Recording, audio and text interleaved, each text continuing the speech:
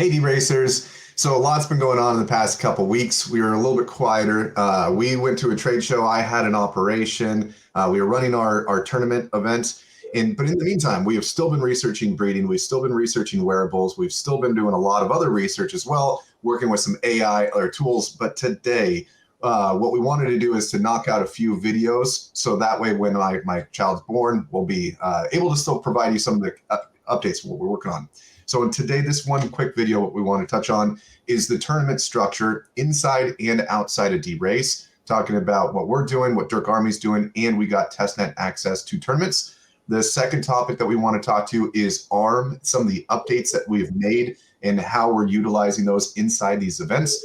And then the final topic is to dive into a little bit of some of the strategy that we've been deploying and what we're seeing or suspecting other people are as well. So that way, if you're looking for tips in getting higher success in this to win a bigger part of the purse, hopefully that will come to assistance. Yeah, we've we'll try to keep this video short, keep it to about 10 minutes or so, but we did want to show you a little bit about the strategy we've been employing or deploying in this most recent season 7 of the DERC Army Unraced Tourney. It's a lot of fun and strategy abounds, but we'll give away some of the things we try to do with regard to ARM and some of the data that we have. Very good. All right. So starting this one off, the leaderboard. So this program right here, I'm going to touch on this briefly since we've all seen this if we've been playing. This is a pretty impressive program that Brad worked with the guys at DeRace, or I'm sorry, DERC Army. It's fully automated. So he's now been repeating this system. When we just did our knockout event a couple of weeks ago, we also spent tens and 20s of hours developing a software program to be able to process all that data. This is allowing us to now to replicate programs more easily on the admin side, which is hopefully going to put us in a position that as more players show up to the space, the people that are hosting these events, life will be a little bit easier. On top of that, oh, go ahead. I was just going to set you up, but I think I know where you're going with the next part here is even though we've been trying to automate this, what we are really looking forward to, and we know a lot of you guys are looking forward to, is having DeRace actually roll out tournaments in the platform itself, so that some of this stuff is not being handled by separate spreadsheets and systems and app scripts that have to run constantly. So anyway, just wanted to mention that. So I can't really dive into this yet. I'm just going to show you this viewpoint, but this is the Testnet Tournament Manager that we got access to. So we've been in close communication with the dev team, and we're trying to see what kind of limitations we get from this. And so that way will allow us to create new events that we'll be able to publish directly into DeRace themselves. One of the big benefits to this is users that don't know who we are or don't want to participate in external applications, they will now be able to participate because they'll see tournaments appear in DeRace itself. So as we get a little bit more knowledge on this one, we'll probably provide more insight. But I just want you guys to know that in the back end, there is additional development work between the community and DeRace specifically around tournaments, which I find to be very, very exciting. Yeah, and you guys probably know this. I mean, based on the sheer quantity of different variations that we've had in tournaments and events that we've put on and DERC Army's put on, there is a lot that can go into a tournament, whether that's how you score it, how you add points together, what tracking mechanisms you're going after, what data you're going after, all of that, whether or not you can have more horses or fewer horses, unraced horses, generation-based horses. All of that requires a lot of unique development, and we are in communication with DeRace to make sure that they understand that we as members of the community expect a lot of that to be in any sort of tournament element that they create. We're making a lot of really cool stuff. Season 7 is a big one. We're going to deep dive into a little bit of the strategy regarding how to use other analytics tools, our stable assessment tool and things like that, to set yourself up for the separate rounds that are in season 7 here. Yeah, I'll throw it back to you real quick. Yeah, the last thing I would want to just point out is that when the tournaments come out from DeRace, they will not be everything. It's definitely going to come in phases. So they've been experimenting with building out these structures. And so as we give them feedback and we try to see if they would add new features to it, at least at the bare minimum, we'll have new events appearing on DeRace. Simultaneously, DERC Army is definitely going to continue to use their program here. And for things like the knockout event that we just hosted. We'll most likely be doing that again in the off season. And I know that there's a lot of requests for tug of war and those other events. Those require more admin. We would love to do those, and we'll do what we can. But there's still going to be lots and lots of events coming. So just stay tuned to that. But we just want to let you guys know about that. Now, all right, kicking with you, let's touch on ARM. Yeah, so one of the things that ARM recently rolled out that we were able to add into ARM in preparation for season 7 here of the DERC Army tournament was the ability to have counting in your presets. And counting is really important in this particular tournament because you need to get to 10 races in each of the 3 separate weekly rounds that are part of season 7. So let's take a look here. I'm going to show you one of my horses that's not all that great in order to give you an idea of how I look at a horse and assess as we're currently midway through round 3. In this particular case, we've got a horse that I'm only running synth and I'm only running turf, and it only has a handful of different tracks. This is our stable assessment tool. I've modified it a little bit for my own personal use, some colors, and some other tracking that's in here. But for the most part, you guys would be able to see the same exact thing. It's got an overall rating of 75. However, over on the right, you can see that I've only scored 29.23 points, and it still has potential for 64 points in this particular round. But again, that's going to require that some of these larger numbers, like my T13 or my Turf 13, that's currently scoring a 30 points, holds. And that's definitely not going to happen. So what I want to jump over really quick and show you is that in ARM, when we're looking at that particular horse and you're trying to cross-reference what you want to do, I'm going to speak to the strategy that I do most often, which is I'm going to set up all of my tracks to run 5 times.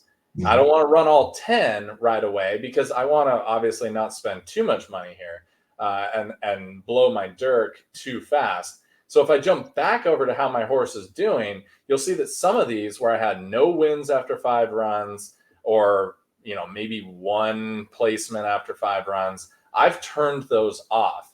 And counting is really easy to do once you've set. As soon as it gets to the 3 of 3, in this case, I am now running from 5 races at one time to 8 races. I'm getting closer to that 10 to see if I want to continue.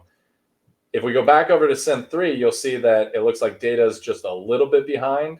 I've got Synth 3. I've run 8 of those. And so I could adjust my horse now by simply hitting the X, purging those, setting 2 more, and hitting save.